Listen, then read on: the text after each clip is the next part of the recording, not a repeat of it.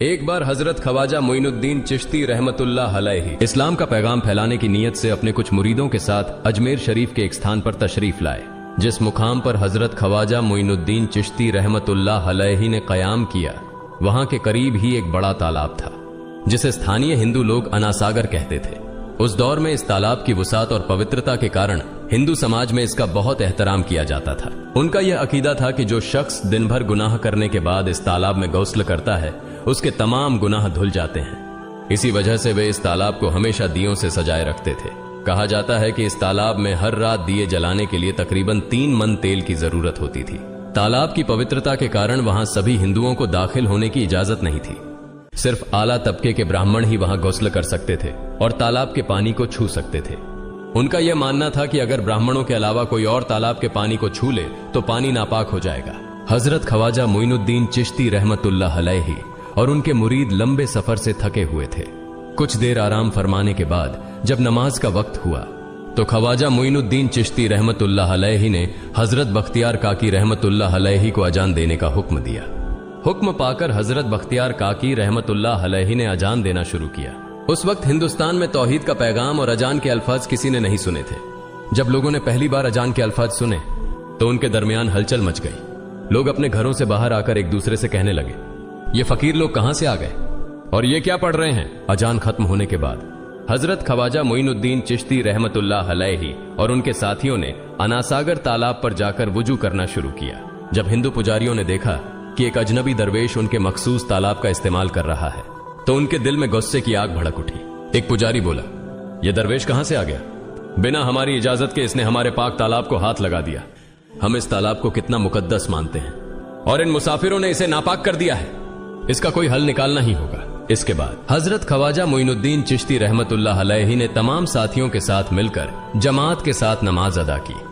लोग ये मंजर देखने लगे और कहने लगे, ये तो कोई अजीब फकीर है।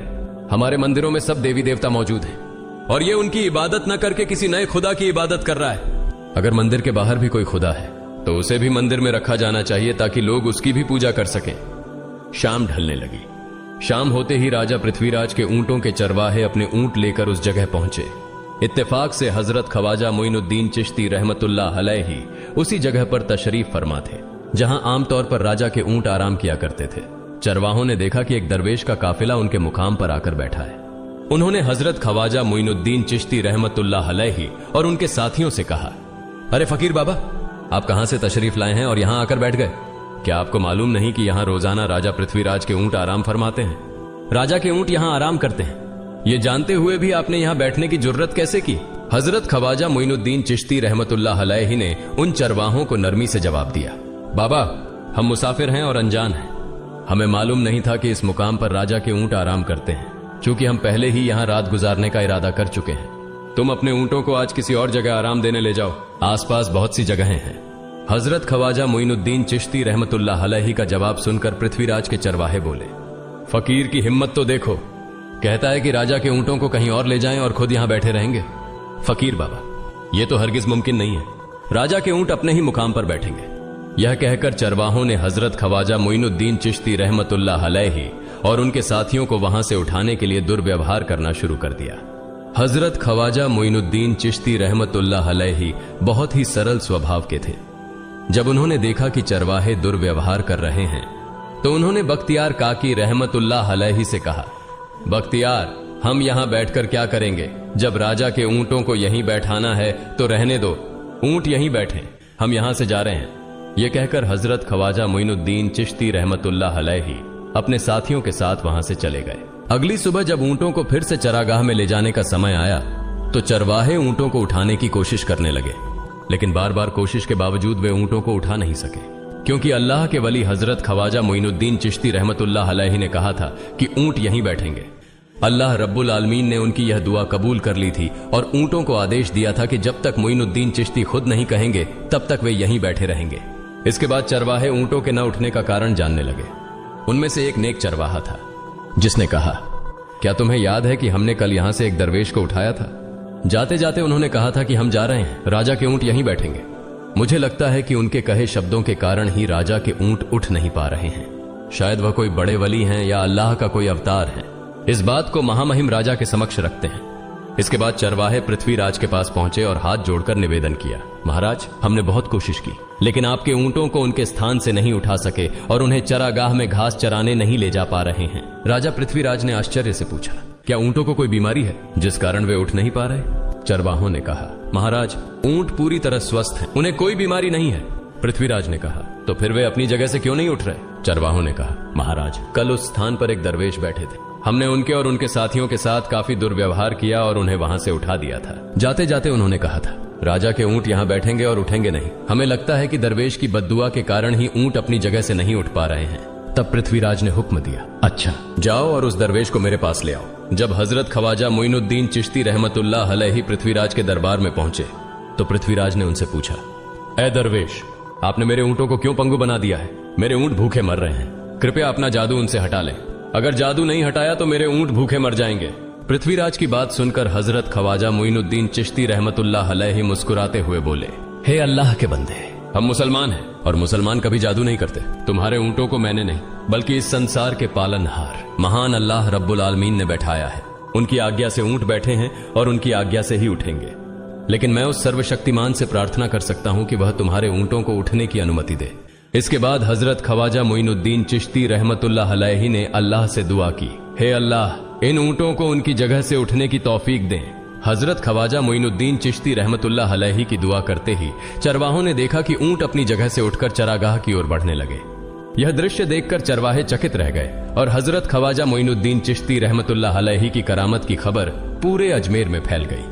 जैसे जैसे हिंदुओं के बीच हजरत ख्वाजा मोइनुद्दीन चिश्ती रहमतुल्लाह अलैहि की करामत की बातें फैलने लगीं और इस्लाम की महानता उनके सामने प्रकट होने लगी, मंदिर के पुजारी भयभीत हो गए। वे सोचने लगे, अगर यही चलता रहा तो सभी हिंदू मुसलमान बन जाएंगे।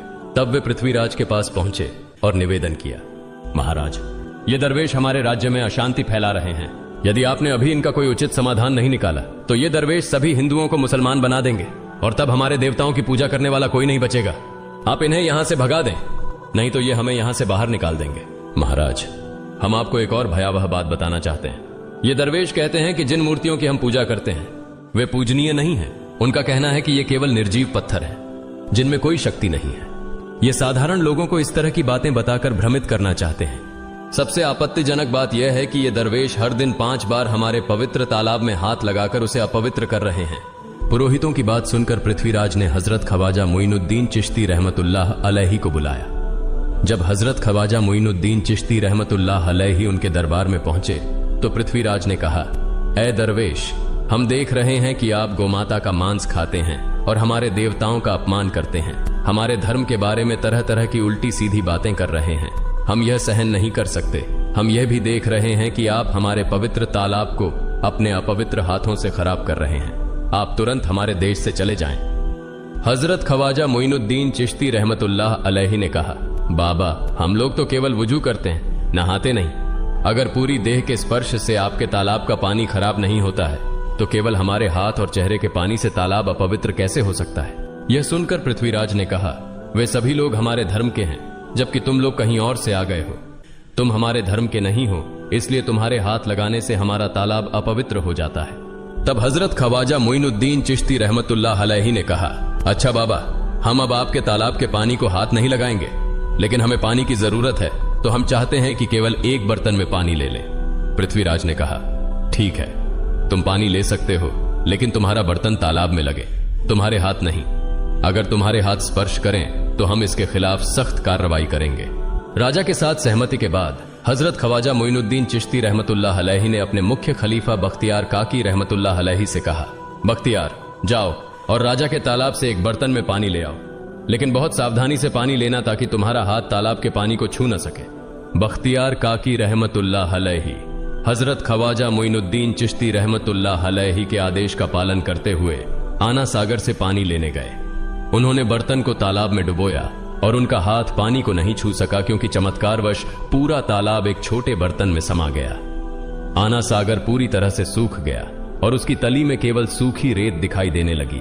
जब पुरोहितों ने देखा कि उनके पवित्र तालाब में एक भी बूंद पानी नहीं बची है और वह मरुस्थल की तरह सूख गया है तो वे घबराते हुए राजा पृथ्वीराज के पास गए और बोले, महाराज, यह तो भारी संकट हो गया है। पृथ्वीराज ने पूछा, क्या हुआ? पुरोहितों ने कहा, उस दरवेश ने हमारे पूरे तालाब का पानी ले लिया है।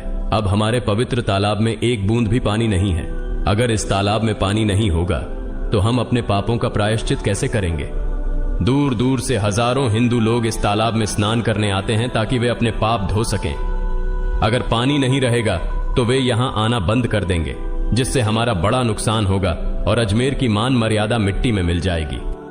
पृथ्वीराज गहरे विचार में पड़ गए।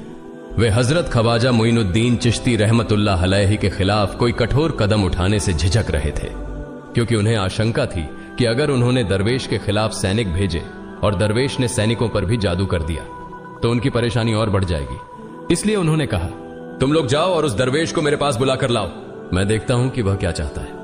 अगर उसकी मांग उचित होगी तो हम उसे मान लेंगे, और यदि उचित नहीं हुई तो हम माफी मांगकर अपना तालाब का पानी वापस ले लेंगे।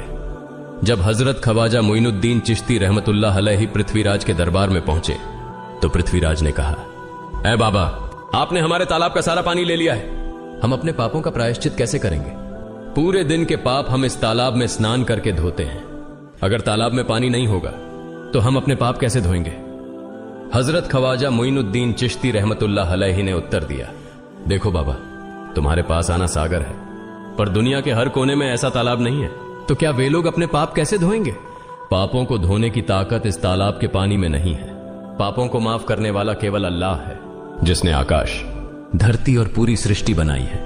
उसकी इजाजत के बिना एक पत्ता भी नहीं हिलता। इसलिए मैं तुम्हें इस भ्रम को छोड़कर सही राह पर आने की दावत देता हूं। वहां मौजूद हजारों हिंदू हजरत ख्वाजा मोइनुद्दीन चिश्ती रहमतुल्लाह अलैहि की बातें मंत्रमुग्ध होकर सुन रहे थे। इसके बाद उन्होंने कहा, जाओ बख्तियार, जिस बर्तन में तुमने तालाब का पानी लिया था उसे वापस तालाब में डालाओ। बख्तियार काकी रहमतुल्लाह अलैहि हजरत ख्वाजा मोइनुद्दीन चिश्ती रहमतुल्लाह अलैहि के हुक्म से आना सागर में बर्तन का पानी डालने गए। जैसे ही बर्तन का पानी तालाब में डाला, आना सागर फिर से पानी से लबालब भर गया। इस चमत्कार को देखकर वहां मौजूद कई हिंदुओं ने कलमा पढ़कर इस्लाम कबूल कर लिया। यह देखकर हिंदू पुरोहितों और पंडितों की चिंता बढ़ गई। वे पृथ्वीराज के पास गए और बोले, महाराज, यदि अब कोई उपाय नहीं किया गया तो सारे हिंदू मुसलमान हो जाएंगे। पृथ्वीराज ने कहा, मुझे सलाह दो, इस दरवेश का मुकाबला कैसे किया जा सकता है? पुरोहितों ने कहा, यह दरवेश एक बड़ा जादूगर है, इसलिए इसका मुकाबला भी जादू से करना होगा। हमारे बीच एक बड़े पुरोहित और जादूगर रामदेव हैं, उन्हें इसके मुकाबले में भेजें। अगर वह जादू से इसे हरा सके तो हम अपने हिंदू धर्म का गौरव फिर से प्राप्त कर सकेंगे। पृथ्वीराज ने रामदेव को बुलाकर कहा, रामदेव, मैं तुम्हें इस दरवेश को जादू से हराने की जिम्मेदारी दे रहा हूं। अगर तुम उसे हरा सके तो हम अपने धर्म का गौरव फिर से पा सकेंगे। रामदेव ने पृथ्वीराज को आश्वस्त करते हुए कहा, महाराज, आप चिंता न करें, इस दरवेश को हराना मेरे लिए बहुत आसान है। मैं आपके समक्ष हमारे धर्म का गौरव वापस लाकर रहूंगा।